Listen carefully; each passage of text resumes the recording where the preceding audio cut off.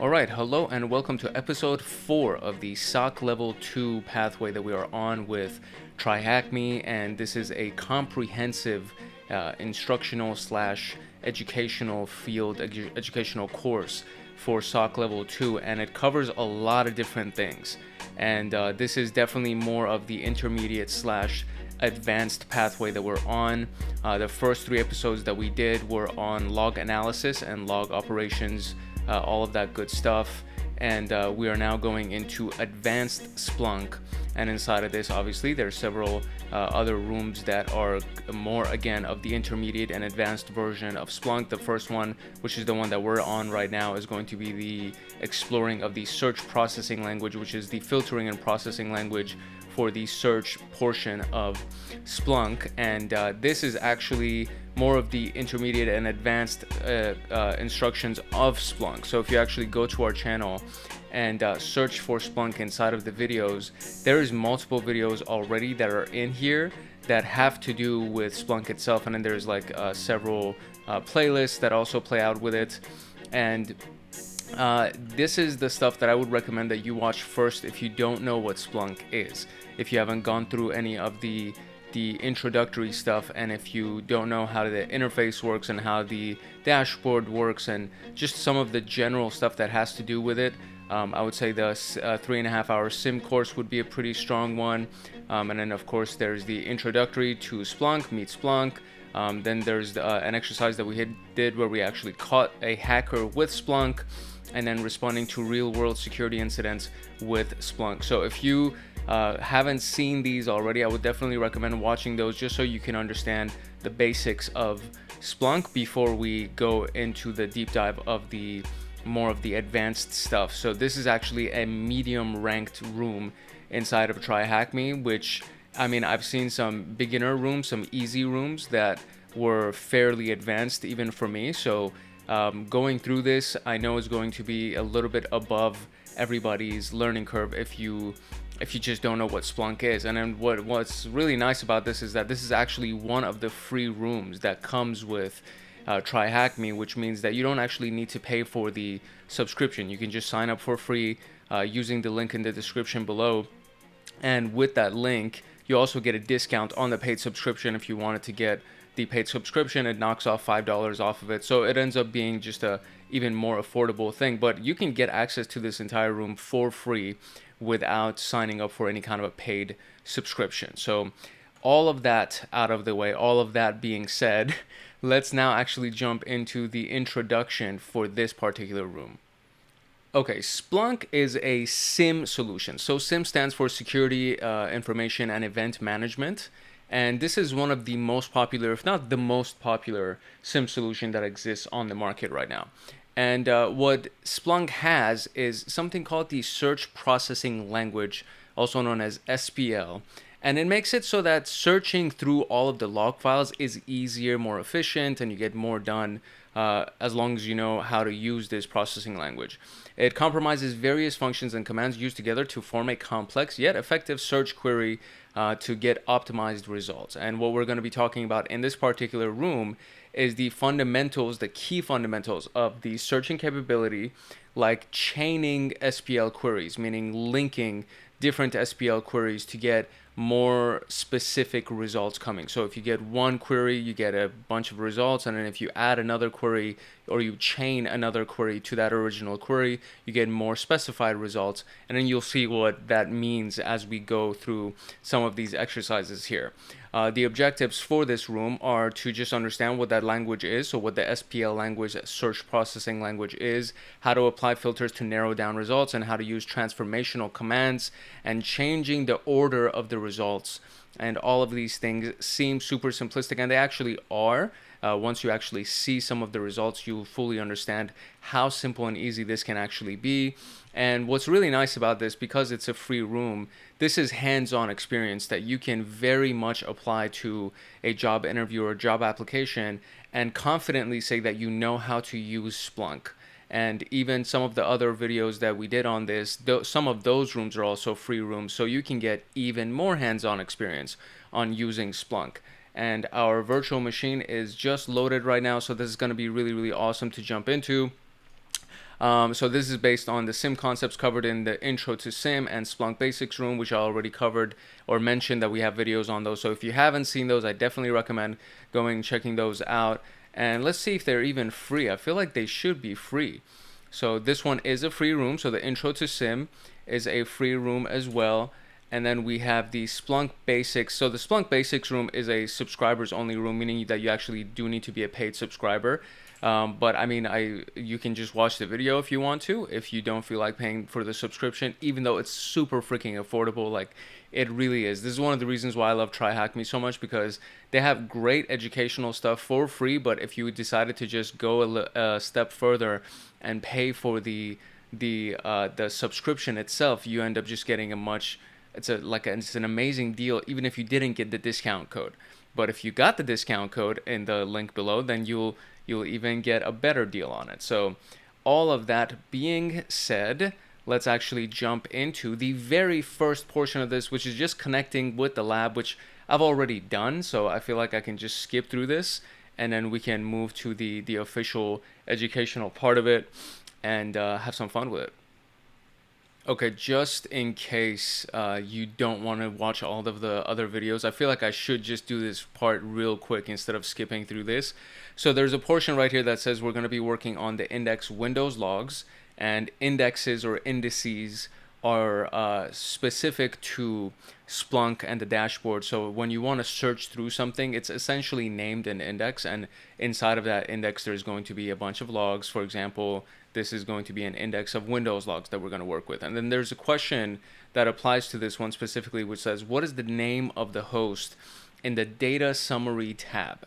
So what we're going to do is, first and foremost, we're going to load this index, and then we're going to find the host in the data summary tab. So going here, you see this is the general dashboard. As you load Splunk, you see that you have the very, very initial portion where it says add data, and then you can do either forward data to Splunk using ports or other endpoints, or you can just add specific log files in here. Then there's the Splunk applications that integrate with it, and then you have Splunk documentation to teach you on how to use Splunk. So one of the things that we want to use at the very beginning, we just go to search and reporting. And inside of search and reporting, there's going to be a main search bar. So this is the very first search bar that comes in here. And for the labs initially, any of the labs that you use inside of TryHackMe, if you just drop down the search history, there's going to be specific queries that have already been loaded. For example, index equals Windows logs, right? So that's one version of the index query that you can just load the Windows logs. But if you don't know what the name of the specific index is that you want to use, you can always use this one right here where it says index equals asterisk. And asterisk is a wildcard character that means everything. So you can say index equals everything, and it'll show everything, meaning all of the indices that are available. And then from that, you can fine tune your search. So if I wanted to do that, I can do index equals asterisk, and then from here, just press enter, and it'll start loading everything. And what's very important at the very beginning, so you see how it says no results found, but it's because it's looking at the last 24 hours. And one of the things that I've towards the beginning, I just had a really big issue with is that I'm like, why isn't this loading anything? And so my default is for going from 24 hours to all time. And then so when you go to all time, all of a sudden you see a bunch of stuff starts loading.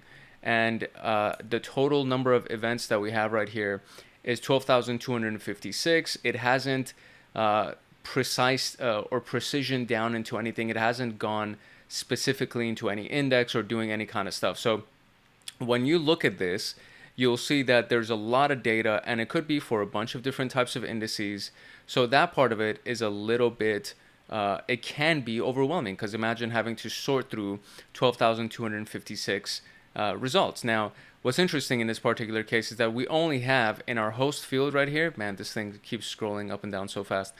We have the host, where there's literally one host. So in this particular case, this might probably be the answer where it says cyber-host is the name of the host, because it asked for the host name, and the last thing right here, host in the data summary tab. So cyber-host is probably the name of the host, and we didn't even have to go to index equals Windows logs. So if I just hone in on this, now let's see if we can actually find the index name specifically, right? Under our interesting fields right here, if we just zoom in on this, this is alphabetized. So you have HI, and then there's another one right here where it says index.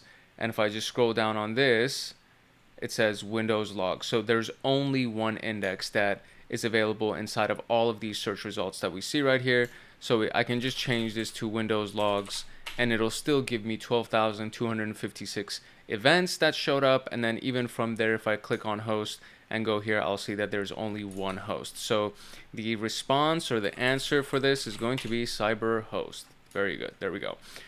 So there it is. That was the answer to our first question. Very easy. And now you know how to load these things, although you should already know how to load index logs. But in case you didn't watch any of the other videos, now you know how to do it. So very, very beginner stuff and easy stuff to handle.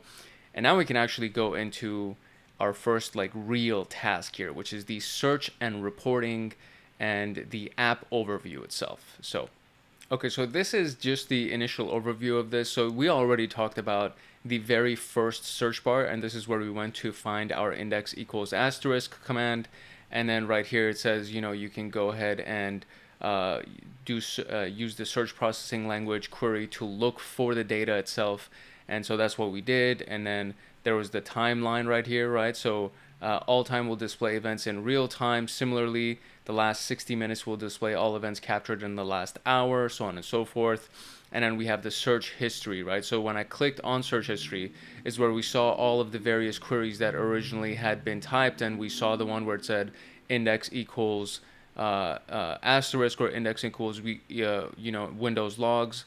And there's another one right here. So there's the source type equals stream :HTTP. So this is a different type of source that comes in, which is an HTTP stream that comes in. And this is if you're not using a log and you want to use the endpoints that are connected to Splunk, and then you just want to see all of the HTTP streams of data that come in. That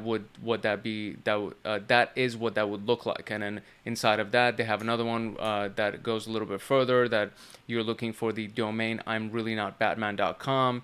And then the form data, meaning if it was a capture form, an information capture form, what was submitted inside of that form data. You have the username and the password that you want from the form data to be pulled. And then the stats would be count by source IP address, right? So it's fairly intuitive when you try to analyze what these queries do.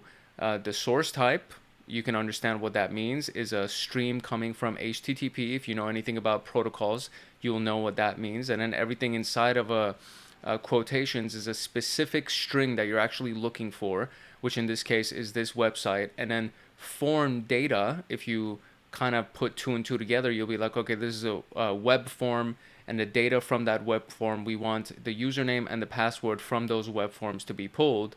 And then you pipe all of those results into the count. So you want the statistics and you want the count by source IP. That's what this would be. And then this one is source IP and destination IP, and then et cetera, et cetera. So that's how this thing works. It's fairly intuitive, really easy to understand. Then you have the data summary. So in this case, if you click on data summary and then you click on sources or host source types, you can see where all of these different types of data can be pulled and how you can fine tune the data that's available. So this is on the very original search page that we went, and I just did the index equals asterisk. This is on that location where you can just go to data summary and choose a bunch of different sources of data to look at. And it's all under this thing. So it says 956,000 events, right? So when you click on the data summary, it'll show you where all the sources of those events are. And then you can pick and choose from those if you wanted to see specific data sources. And then we have the field sidebar, which we've already viewed a little bit already. So you have the selected fields. These are the fields that you've actually selected and you have inside of the search bar at the very, very top. So right here, you'll see that it says index equals Windows logs. This is one of our selected fields. And so it says right here, host, source, source type, and user. These are all the selected fields that are available. But index equals Windows logs is also a selected field. And it shows you the results for that specifically. Although I feel like it's not really listing that as one of our our specific selected field. So if I went and clicked on cyberhost, this would be at the very top right here, index equals Windows logs, host equals cyberhost, and it's one of the selected fields still. And then you have source, source type, and then user. If I clicked on user, we'll see the different types of users, including James. So we may be narrowing down into the James user to try to find the various activities that James has done. So if I click on this, you'll see it went from 12,000 down to 5 events. And these are the only 5 events that have to do with the user James under the CyberTrees host, right? So very, very easy and simple and intuitive. I'm going to probably say that over and over and over again. Very intuitive. And if I just delete the James user, we'll see that all of a sudden we're back down to, or back up to 12,000 events. So the first field is the selected fields. These are the interesting fields that Splunk detects for us, and then you can kind of narrow down any of these fields right here. And then so let's see what these different labels are. So you have the alphanumeric fields. These are the alpha symbols that show that the fields contains text values. Numeric fields shows that this field contains numerical values.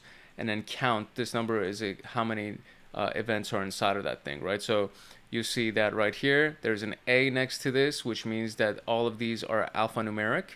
There's a number sign or a hashtag right here, which means that the date hour is just a numerical value. And then the number 5 that's next to this 9 right here is the count. So it means there's 9 channels, 41 categories, 22 applications, so on and so forth. And that is it for our exploration. So right here it says in the search history, what is the 7th search query in the list, excluding your searches from today? So I actually have to go back to the very, very beginning here.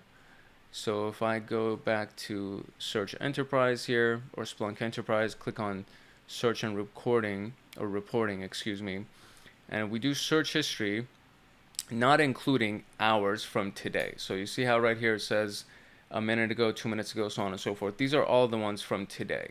So the top 4 are from today. So if we go back down here, and then after this one, we have 1, 2, 3, 4, 5, 6, and 7. This is the 7th search from the search history. I wonder if it's, we'll see if that works. I feel like that should work, right? Submit, that's not it. So excluding yours from today, what is the 7th search query in the list? So let me see if I can find the right one. Okay, so I mean, it was the 6th one. It seems like it's the 6th one, right? So this was the last one from today, and then we have 1, 2, 3, 4, 5, 6. Yeah, that's the 6th one, although it's saying that it's the 7th one, because this is technically the 7th one.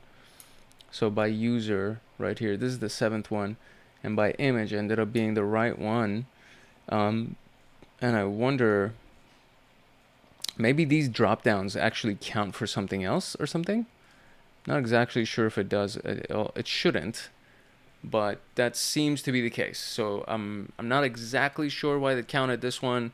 If you're doing this room and this one doesn't work, try this one or try a few other ones. This is a little bit tricky because it's kind of like historically based, and I'm not exactly sure if these things are exactly accurate based on other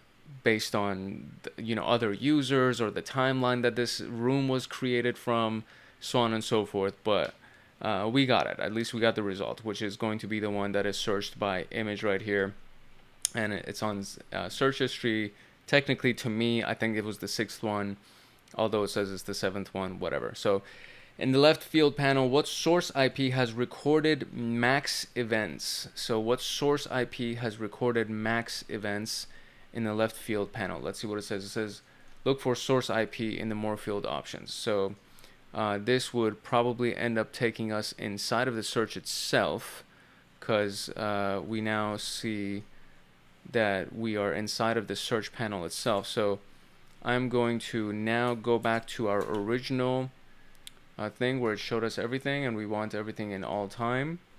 And now we want to look for source IP that shows max events. So if I go down here, I'll see that there's going to be something called source IP, and then we can try to find it from here.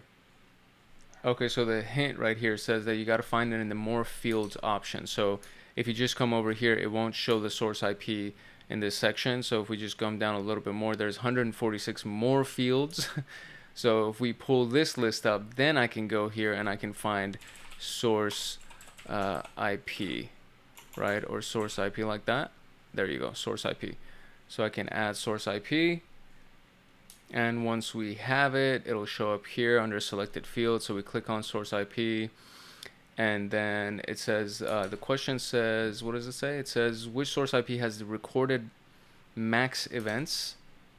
I'm guessing they're asking with the one that has the highest number of events.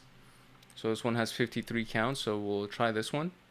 Yep, that's the one. It's kind of a weird format to the question, but they're asking for the one that has the highest number of events on their source IP. So this one is the 172.90.12.11 is the one that has max events, or the highest number of events. And finally it says how many events are returned when we apply the time filter to display events on 4/15/22 and time from 8:05 a.m. to 8:06 a.m. So 4/15/22, 8:05 to 8:06 a.m. So let's go there. Okay, so this is what it will look like right here. So it says date and time range between. So originally it was on before.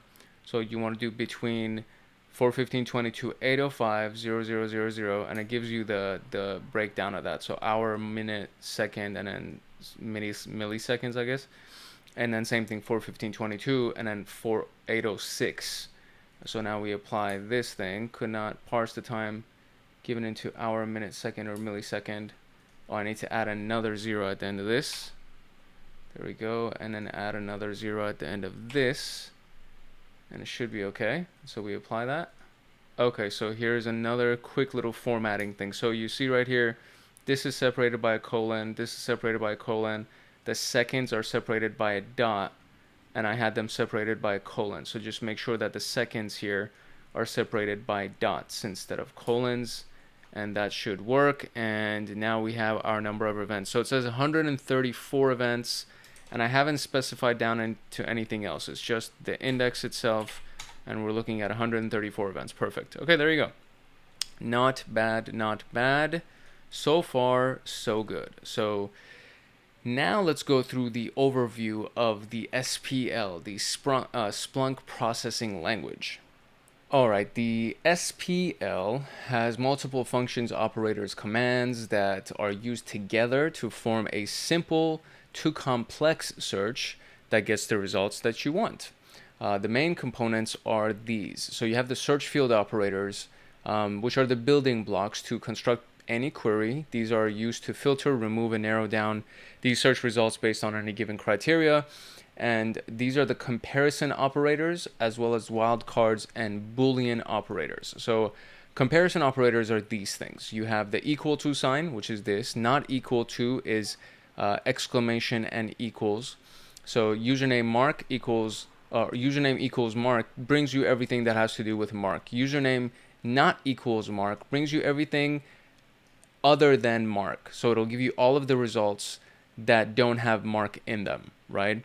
Less than, so age less than 10, it gives you everything less than 10, meaning 9 and below, right? Equal to or less than will give you the number 10 and everything below 10.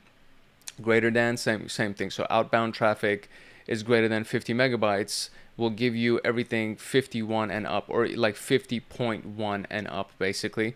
And then greater than or equal to will give you 50 including so it gives you everything including 50 and then above that, right? So the comparison operator to display all the events from Windows logs where the account name is not equal to system. So index equals Windows logs, and an account name doesn't equal system, and this is what we're looking for. And I wonder if this is one of the questions that we have right here. So it says, how many events are returned when you look for this? How many events are returned when you do this? What's the source IP? Da, da, da, da. Okay, so I mean, it's not one of our questions, but this is what it looks like right here. So I'm not going to waste time on it.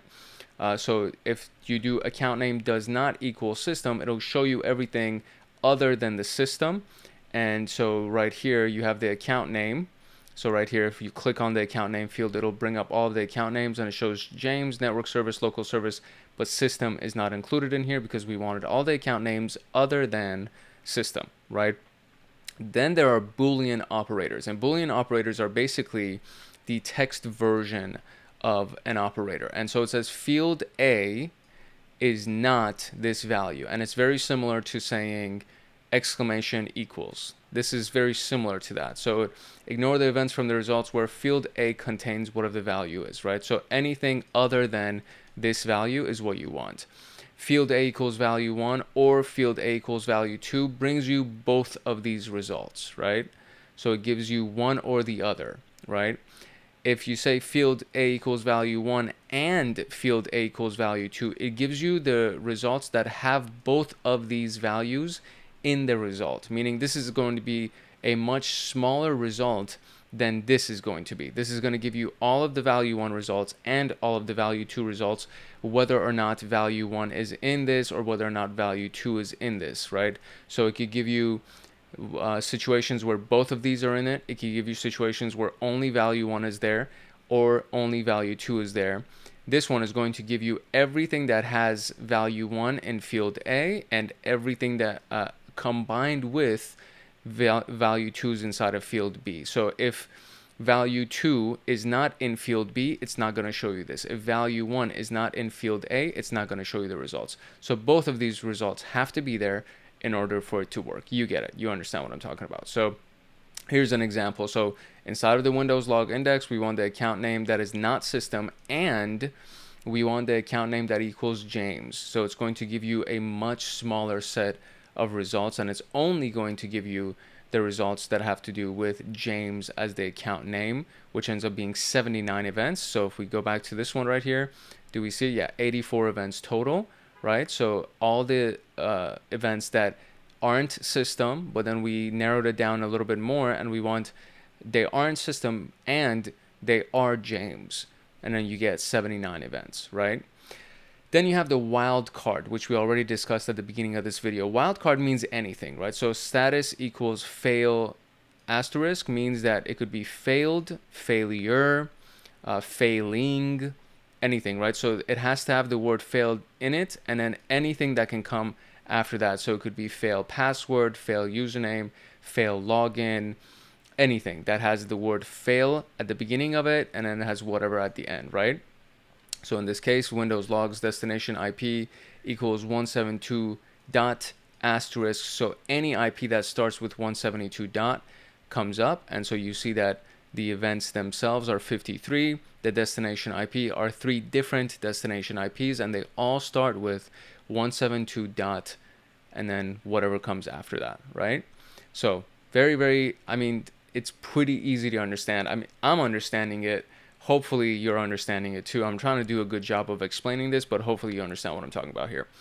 So it says how many events are returned when searching for the event ID 1 and the user as James. So asterisk James asterisk. So event ID equals 1 and user equals asterisk James asterisk. So we're going to go here. We're going to do event ID equals 1 like that, and it already has it. Look, somebody. This is what's interesting about these labs. It's like it's already here. Like I guess somebody, like if somebody else has already done this, it shows up in the history. So user equals asterisk James asterisk, just like that.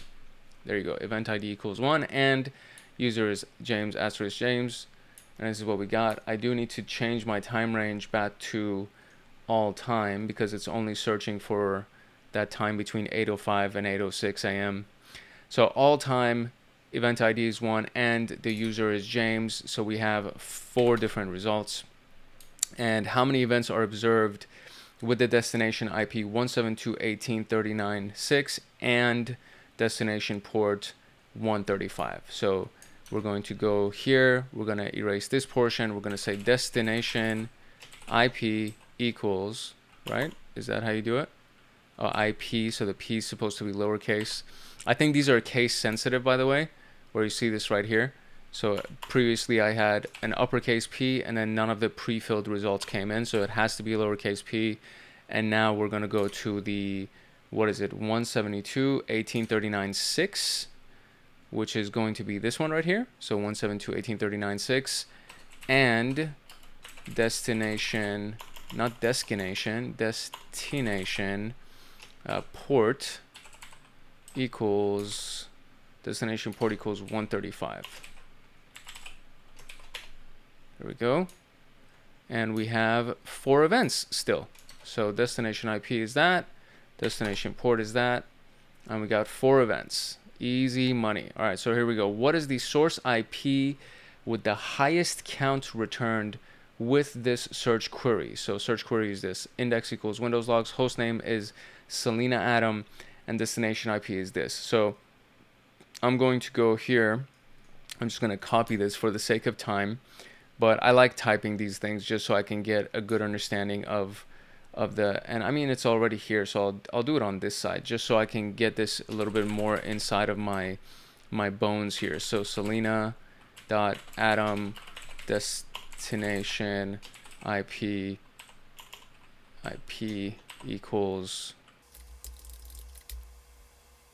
so we got an error that says unbalanced quotes because at the beginning of this I did not have the opening quotes, so I need to fix that. And there we go. So we got 19 events, and now we're looking for the source IP with the highest count.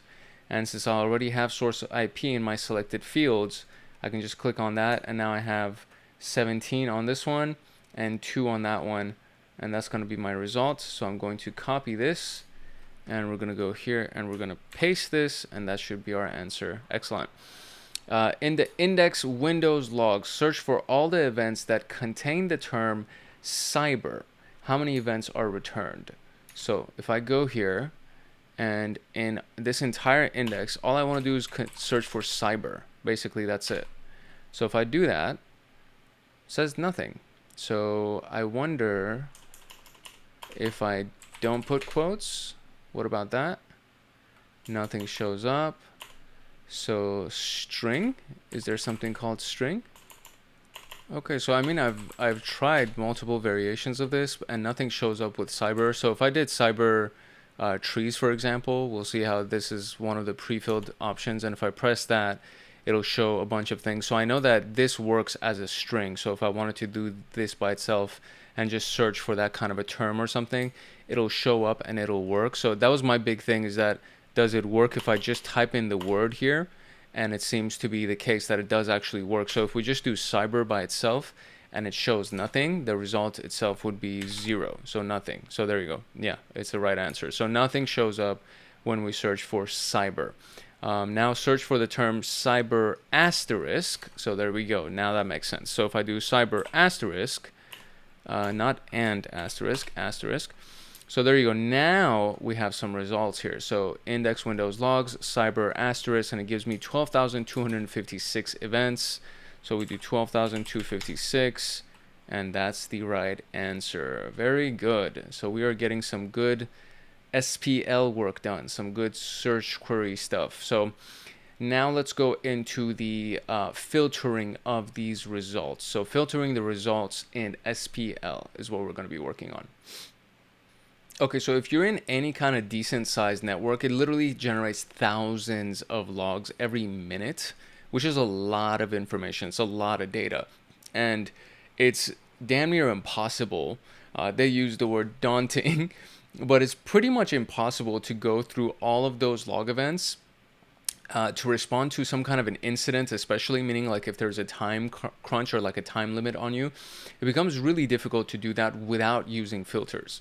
And what we've been doing right now are essentially a form of filters, but in this context, in the context of Splunk, filters are a little bit, it's like an additional type of query that you can do to narrow down the results and only show the important events that you're interested in. And you can add or remove data using filters. So for example, the command is fields in this case. An explanation is the field command is used to add or remove mentioned fields from the search results. To remove the field, the minus sign is used. To add the field, the plus sign is used. So for example, the syntax would be, this is the pipe, right? So this is the pipe command, which means that you take all of the results from Windows logs and you take the output of this and you pipe it as an input into this query right here. So in this case, you say the fields equals, or the fields includes, the fields includes host name, but it does not include event ID, right? So in this case, the fields includes host, it includes user, and includes source IP. And all of those fields should be present in order for you to get these results, or get the results that you're going to get on your screen. So you see the selected fields right here is host, source IP, and user are actually part of your selected fields. If you click on the more field to display the fields if some fields are not visible. So for example, more field right here, which we already saw right here. So if we go all the way at the bottom right here, we'll see that there is 145 more fields. And you can even extract new fields, which is going to be for a different portion. But there's 145 more fields on top of all of these fields right here, right? So we have our selected fields for this particular example is going to be host, source IP, user. And then if you don't see everything, you can click on more field and it'll show you host, source IP, user, etc. Then there's the search command. So you want to search for a specific keyword inside of all of the results. Again, you take the output of index equals Windows logs, you pipe it into this command as an input. And in this case, you're searching for the word PowerShell inside of all of the results. And it went from 12,000 something, which was right here, 12,256, and it broke it down to 198 results. And in all of these results, the word PowerShell exists, right? So you see right here, channel is Windows PowerShell. It exists, right? And then you have the dedup, and this was a little bit confusing for me the first time I saw it. It's used to remove duplicates. So it stands for delete duplicates. That's what that is from the search results. And you often get results with various fields getting the same exact result. And these commands remove duplicates to show the unique value. So you go here, index gets piped into the table, event ID, user, image, host name, and then delete duplicates event IDs. So you don't want duplicate event IDs. You just want the unique event IDs basically. And then you see the results here. So this is the full command. And then the events themselves are still 12,256, but now we see it under statistics where there's 55. And then you only see the unique event IDs here, right? And these are the various host names and images, so on and so forth. These are the things that you actually selected that you wanted to see. So you see right here, this is a table view. This is what we call a table view here.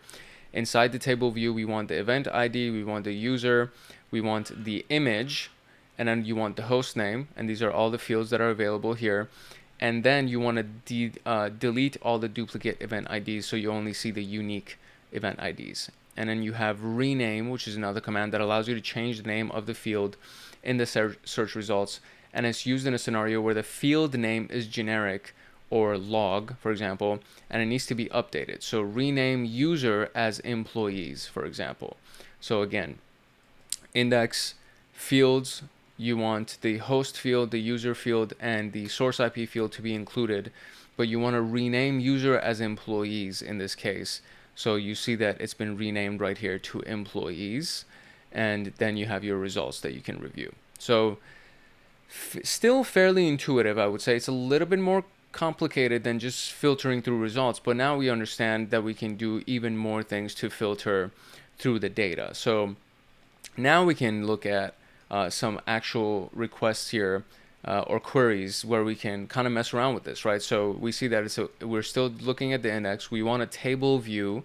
We want the time, event ID, host name, and source name field, and we're going to reverse it. Put that thing down, drop it in reverse. So now let's see. I'm going to, hold on, let me get my keyboard to activate here. There we go. Okay, so we're piping the results of index windows, and then we're going to search for a table format. So we want the table format, and we want time, we want event ID, we want host name, and we want source name, and we're going to reverse all of those results. And notice how it creates a new line every time that you do a pipe, so that it's a little bit easier to manage. And so there you go. Now I do that. And now I have statistics. There we go. We got the statistics here. and it's a table view for us, so I can kind of look at this in the full screen here, and we have all these things. So the question is, what is the third event ID returned against this query? And event ID is right here. So 800, 800, and 4103 is the third event ID. So 4103 would be our answer.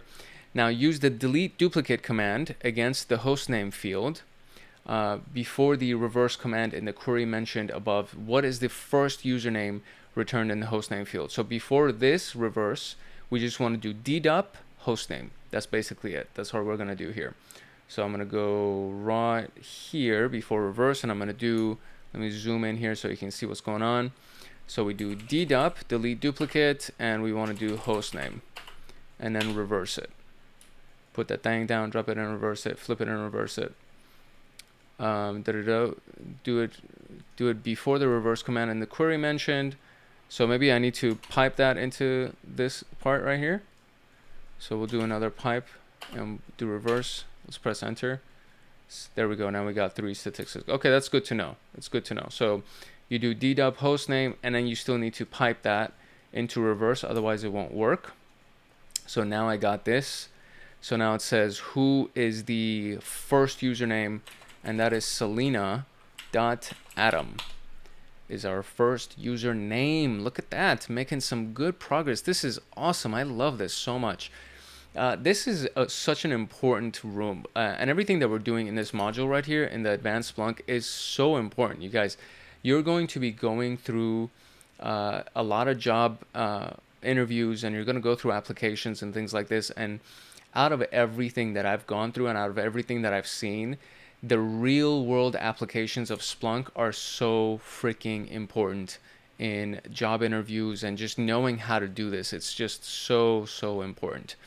So now that we've gotten that out of the way, we are now going to go to structuring the search results inside of SPL. So let's talk about that. All right, these commands right here are actually very similar to the commands that you would use inside of the Linux command line, like head, tail, sort. I wonder if they actually have the same type of result, and they are used for structuring in Linux as well. So I think it probably has the same exact result here. So the first thing that we want to look at is table. And table we've already used a couple of times. And basically what it does is that it turns the result into a table format. So instead of going through all the events in kind of like a scrolling one after the other format, you see a table version where you have the column names, and then you have each row representing a result, right? Specifically, for this case, you have the event ID, host name, and source name are the results that you see inside of this specific table that came out. So it says head 20 will give you the top 20 events from the result list, which is exactly what happens inside of Linux when you do head 20, or when you do head. If you do head by itself, it gives you the top 10 results, but if you add any number after the fact, it'll give you that many results. So if you do head 20, in this case, it'll give you the top 20. If you did head 5, it'll give you the top 5, right? So we have this right here, and this is the query itself, the command. So index, same thing. You want a table view, event ID, host name, source name, and this is what it looks like. But if you do head 20, boom, same thing as Linux. So it'll return the top 10 events from the list. If you do a head 20, it'll return the top 20 events from the list. So same exact query, except now we just did head 5, and it gave us the top 5 events from the list. And then tail is the opposite version. So it gives you the last events, right? So the last 10 events from the list. If you just do it by itself, if you do tail 20, it'll give you the last 20 events from the list. And if you do tail 5, it'll give you the last 5 events from the list. And very simple to understand. Sort will sort the results for you. So order the fields in ascending or descending order. By default, it's ascending. So if you do sort host name, it'll sort the results in ascending order by the host name. So same thing, table time, yada, yada, yada, and then sort host name, and then pay attention to the host name being sorted with James Brown. I guess this is the very first username that shows up, or the host name that shows up, but it's ascending, right? If you wanted to do descending, you would probably use something like reverse. I think in Linux you would do sort -d for descending. But the reverse command simply reverses the order of the events. So you would have the search query piped into the reverse. So yada, yada, yada, yada, yada, yada, reverse. And it'll give you everything in reverse order. But in this case, I don't know what it's reversing by, right? So that's the thing that I would be interested in finding out. So if we did sort hostname and then pipe that into reverse, I wonder if it would just reverse it by the hostname. In this particular case, maybe it's doing by time, like maybe it's the first parameter that you're filtering here. Maybe that's what it reverses it by. So we'll see.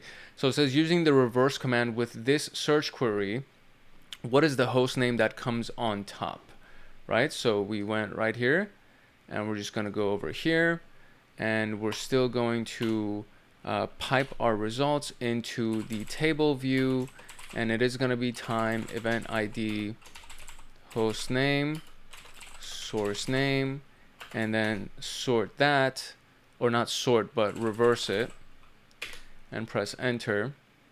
And we still got 12,000 results, but it says what is the host name that comes on top, and our host name in this case is James Brown with an E at the end.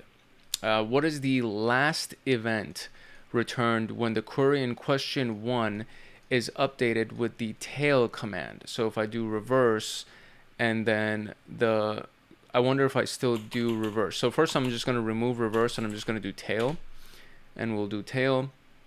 And the very last event that comes up right here, it says 4103. So let's see if it's 4103. Yeah, it is. Okay, so we had to remove the reverse command at the end of this, and we just replaced it with tail. And now it says sort the above query against the source name. What is the top source name that's been returned? So the same exact query. Now we're just gonna do sort and source name. So we're gonna sort this by the source name. So I removed tail, and the very top source name. What's the top source name that shows up here? I got to go in this place, and the top source name is Microsoft Windows Directory Services SAM. So I'm going to copy this thing and go here and paste that, and that is our answer, baby. Let's go. Making progress. Love it. All right, so the very last task here is the transformational commands in SPL. So let's see what we can learn here. Okay, transformational commands are those commands that change the results into a data structure from the field value pairs. These commands simply transform specific values for each event into numerical values, which can easily be utilized for statistical purposes or turn the results into visualizations. These searches that use these transforming commands are called transforming searches. So this is what that would look like. So the top command returns frequent values for the top 10 events. So in this case, top field name, top limit 6 field name. So top limit 3 event ID, it'll give you the top event IDs, but it limits the results to 3 results. This is going to display the top 7 images representing the processes. So image represents a process that was used, that were captured. So it gives you the top 7 images, and it actually gives you the count as well, right? So it's same index, and then you just do top 7, and you don't even need to use the table command in this case. You literally just use top, and it turns it into a table for you, and it just gives you the top 7 in this case images that have been used, which means the processes. So the SVC host, background task host, another SVC host. I wonder if we can do dedup, so like delete duplicates. I don't know why this is showing up twice, because it's literally the same exact. Actually, it's not. So the windows in this command or in this process, the windows is lowercase. In this one, the windows is uppercase. So it's counting them as 2 separate commands or processes that came up. Then you have task host W, background transfer host, and then background task host. Again, same thing. The one up here is lowercase w in Windows, and the one down here is an uppercase W in Windows, so on and so forth. So you got the top 7 results, and it gives you the count of all of those results. Then you have rare. This is interesting. So it does the opposite of top command as it returns the least frequent values or bottom 10 results. So it'll by default give you the bottom 10, top will give you the top 10, or you can just do limit 6 or limit 3, limit 5. So in this case, rare limit 7 gives you the least number, or the ones that shows up the least, right? So the least occurring processes. There you go. That's the word I was looking for. So web services.exe from Active Directory showed up 1 time. The system32 services.exe showed up 5 times. So this is the least occurring processes limited to 5 results. And those are the ones that came up. And now we have highlight. It shows the results in raw events mode with the fields highlighted. So you want to highlight the user, host, event ID, and images. And this is what it will look like. So the index from this, highlight user, da da da da da. And this is what the guy's doing right here. So they do this and press enter. And then once the results populate, it'll highlight those things for you, right? So if you scroll through them, if you do raw, there you go. So it's going to be in the raw format, and it'll highlight all of those things for you inside of the raw format. So it's not going to show it to you inside of the list format. It'll only show it to you in the raw format. And then you have the stats command. So it helps in calculating statistics on the values that you got. So you have the average, which gives you the calculates the average of the field. So stats average field name. For example, stats average product price, and it gives you the average product price. I would assume that this all has to be numeric values. So it can't be anything that's alphanumeric. It has to all be numeric values. So maximum will give you the maximum value for this specific field. So stats max user age. Stats minimum user price gives you the minimum product price, or and then stats sum product cost. So it adds up all of the fields inside of that, inside of those values, right? And then count. So count source IP. It'll count the number of source IPs, I'm guessing. So it returns the number of data occurrences. Yeah. So it gives you the count of all of the source IPs. This one, I think you can use alphanumeric as the value. So it's anything that has alphanumeric. All of these other ones, because it's doing some kind of a mathematical equation, it has to be some kind of a numeric value that you're counting. But source IP could be numeric value. Host name could be alphanumeric. But since it's counting the host name that shows up, then it'll actually show it for you. And then you can do as new name. So stat count this function as a new name, and it can count it for you as the new field, so you don't get confused with all the other stuff. And then we have the chart command, which is used to transform the data into tables or visualizations. So chart count by user. So in this case, it'll do a, let's see what it actually looks like here. Oh, it gives it to us in chart, obviously. So you have the chart count by user value, and then you can do different visualizations for it. Count by user. So it counts the number of users, or the number of times that a specific user comes up. I think that's what this is showing us. So it's charting the count of users in this case. And so we see that, Alberto shows up 24 times, etc. And then you have the visualization of it, and it shows you the various visualizations in the various types of charts that you choose. So that's very useful. So chart will actually turn it into a chart, and then you can take any essential statistic. So it could be the count, it could be probably the sum, it could be the average, it could be a lot of things, and you can filter it by any field, and then you have a visualization or a chart that is presented with that data. Then we have the time chart, count by image. It returns the time series chart covering the field following the function. So it's often combined with the stats command. So in this case, time chart count by image. So you have a count of the image and then the time chart of that, meaning when those things showed up. So if you did I guess it's showing all of the different, what is this? The image, which is the processes that'll show up, and it's giving us the time chart of it, the time value time series, we should say, following by that field. So the stats command in this case is the count of the processes, the images that show up. So list the top 8, list the top 8 image processes using the top command. What is the total count of the 6th image? So we're going to go over here and we're going to use the top command in this case, which is this thing. And we want the, which one we're filtering for? It said the image, right? The process, image processes. So the top 8 image processes using the top command, what is the total count? So this is a very simple command right here.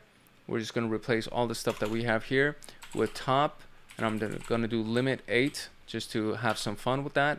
And then we want image, not imagine, image. So that's the command right here, top limit 8 image. And then this is the one at the bottom right here. So the number of occurrences is 95 right here. That would be the 90. Oh, well, top 8, what it's asking for, which number? What is the total of the 6th image? So it's going to be this one right here, which is the background host, yada, yada, yada. So it's 196. So we'll do that. Very cool. Now, using the rare command, identify the user with the least number of activities captured. So the user with the least number of activities captured. So I'm just going to turn this into our new command, which is going to be rare limit. Actually, I'm not going to even do limit because it didn't ask for that. So I'm just going to do rare user, and it's going to give us the least number of activities captured, which is going to be number 5 right here, which is the user James is going to be that guy. And create a pie chart using the chart command. What is the count for the conhost.exe process? So this is the one, chart count, and then for process, so that's going to be image. So chart count image. So that's what we're going to be doing. Chart count by image, and that's going to be our visualization.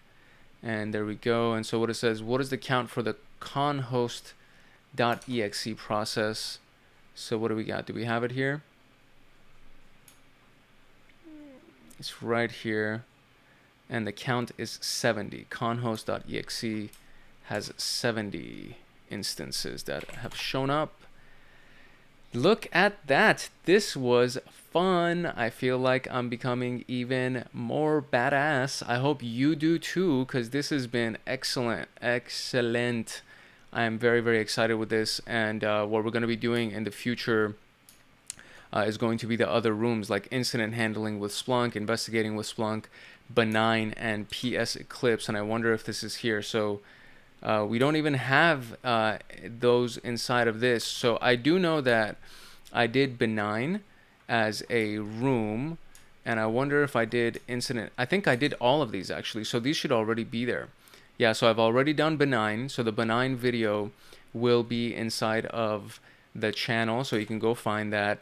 Investigating with Splunk, I've already done as well. So these are just the rooms that there are videos that already exist. And of course, incident handling with Splunk, I've already done. So all of these things already exist. So you can go find these top 3 right here. Now this one, I don't know I've done. So PS Eclipse is another room. Yeah, so I have not done this one. So I think I'm gonna do that room. I'm gonna do the PS Eclipse room, and I'll include it as like a part B of this. So this will be episode 4, and then there will be episode 4B, which is going to be, or 4A, I don't know how to number these things, but it's going to be a continuation of this. So there's going to be another room that we're going to use Splunk for, and then there's also, of course, all of these things right here. So setting up a SOC lab, dashboards, data manipulation, and fix it, which is another exercise that we're going to do with Splunk. So super excited about it, and we are officially done with this room, so that is freaking awesome. But yeah, that's it. So that's it for this one. I hope you got some good value from it. If you did indeed get value from this video, I do encourage and invite you to like, subscribe, and turn on that notification bell so that you can join our community here. And of course, drop a comment, because the comment section is super freaking live.